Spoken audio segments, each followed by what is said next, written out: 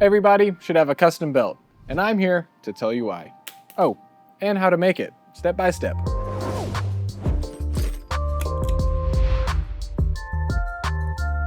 I've made a lot of leather belts over the years, but not one like this. We're combining heavy-duty cotton webbing with veg tan leather for a nice mix of texture, color, and durability that stands out while having a classic look. The kit includes a 12 by 12 inch leather panel, 10 feet of webbing, and your choice of gold or silver buckle, and of course the pattern. This might just be our best value kit yet.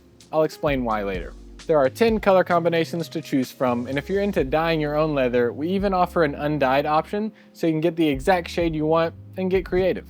This beginner-friendly project only requires a few basic tools, and I'll also demo a few optional tools to help you get even cleaner results. Everything I used is linked in the description below. If you have your kit already, grab your materials and let's get started. To start, I glued the paper pattern to some poster board to make it more rigid and reusable. Then I traced it onto the leather with an awl. There are 4 leather pieces in total, including the belt keeper. The 2 longer pieces sandwich the webbing, and the buckle piece folds in half and also sandwiches the webbing. I'll show you how to measure and cut the webbing later to get a perfect fit. If I could only pick one knife for this project, it'd be this utility knife. It slices through this firm leather like butter, as long as you have a fresh blade in. I also designed this pattern to work with our strap end punches for quick, flawless results. They're a great investment if you plan on making a lot more belts or bag straps. Want to make this project even more custom? Since this is veg tan leather, you could stamp a design or initials into the leather at this point. To reduce bulk where the leather layers overlap with the webbing, I skived the ends using a safety beveler. It's the most affordable skiving tool and it's pretty easy to use.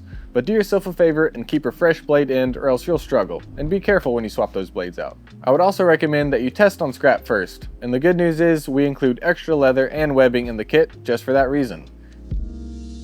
You can even make a second belt if you order a second buckle, or whip up a matching card holder.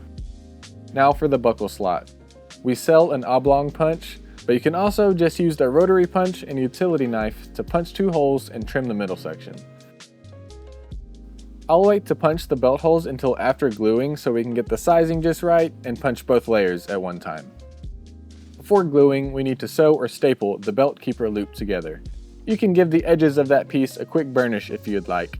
I'm burnishing this belt with gum tragacanth, but if you don't have any of that burnishing compound, just use water. There are a few tools you have to have for this project, but I don't want you to think that you have to buy 20 things just to get this project done. So I'm going to show you some alternatives.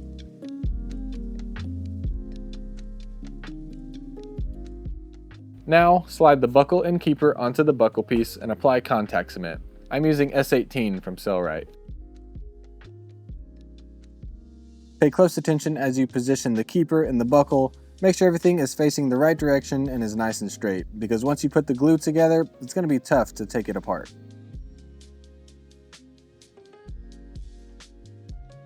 Now we're ready to glue. Except for that last 1.5 inches or so on the ends of the belt hole pieces, the part that's highlighted in gray on the pattern. We'll glue the webbing there later. Once your glue is tacky after a few minutes, line everything up and press down. Check that the oblong hole, sides, and tip are all aligned properly.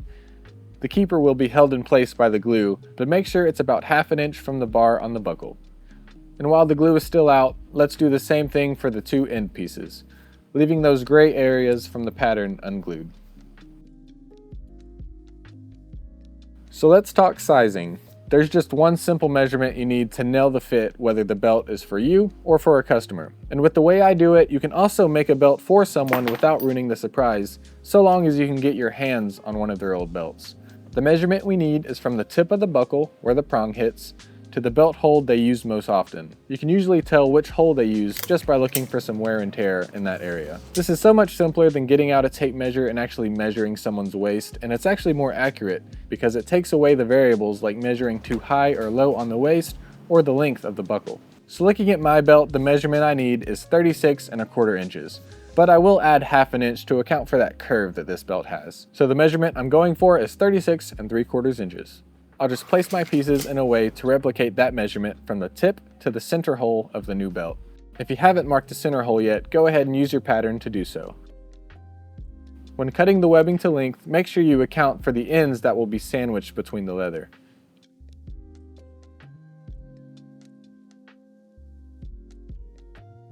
You should also melt those edges to prevent any fraying. There's a little bit of polyester in this webbing which adds to the strength and it will melt and seal the end nicely.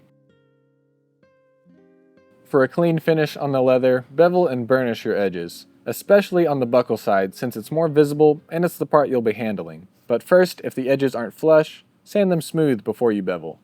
These sanding sticks are really affordable and they do a great job. When beveling, all we're doing is taking that sharp corner off the leather. This beveler is very affordable but creates a straight cut that may need some additional sanding. This one is a more premium tool but produces a beautifully rounded bevel and removes a consistent amount of material. This is a great place to start, but I'd say that a beveler is one of the first tools you should splurge on and get a premium version of as you start accumulating leather tools. Now use your water or gum trag and a wood burnisher or canvas cloth to shine up that nice rounded edge. Glue both sides of the tips on the buckle and end pieces where the webbing will attach. I also added a small dab of glue to both sides of the webbing as well. Then align everything together, making sure it's in a straight line and that the end of the webbing aligns with the widest point of the leather pieces. This is already looking good, but the next step is going to be sewing, and that's really going to make this pop and look better than anything you can get at the store. I'm using the leatherwork sewing machine here, but you can absolutely hand stitch this project as well. I hand sewed this black one using our 3mm stitching chisel set. The stitch lines are already marked on the pattern. I also like to use a wing divider to keep my stitch lines clean. This one allows for fine adjustment and precise control. I reach for it on just about every project. I'm sewing with Tex 90 thread and a size 18 leather point needle. Be sure to backstitch each seam for strength. You don't want to skip that on a belt. I'm using our new short left foot on this buckle piece, so I'm able to get pretty close to that keeper without landing on top of it because the heel is shorter. But if you don't have this foot, you might need to account for that and give yourself a little bit more space so that the heel of your presser foot doesn't hit that keeper. But if you're hand sewing it or have this foot or a similar one, you can take the exact same line I did. In this part right here, I backstitched all the way back to the start of the seam for extra strength. Last step before you have a custom belt you can brag about to your friends is to punch the belt holes. I'm going to use the rotary punch again, but check out this new handy press die really quick. It punches and self-centers all 5 holes at once. So if this leatherworking thing sticks, maybe you might want to upgrade in the future to speed things up if you're making a lot of belts. The rotary punch works great as well, just make sure you're being careful and hitting the center. And that's it! I love the way these belts turned out, and they're a ton of fun to make.